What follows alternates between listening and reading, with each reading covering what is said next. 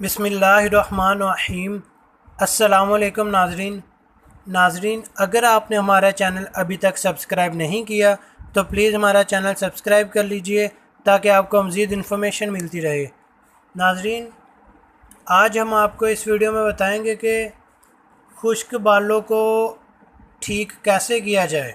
नाजरीन, खुश्क बालों के इलाज के लिए मुल्तानी मिट्टी लें, मिट्टी को बारीक करके एक बर्तन में रख लें और पानी में डुबो दें।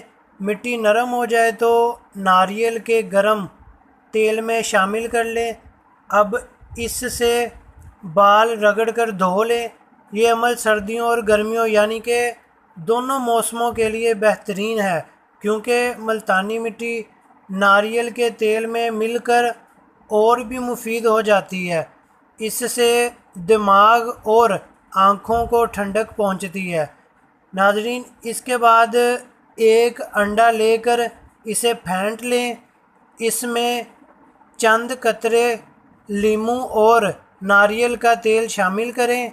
अब इस महलूल से सिरका मसाज करें, जड़ों में हल्के हल्के लगाएं और आधे घंटे तक हाथों से मालिश करते रहें।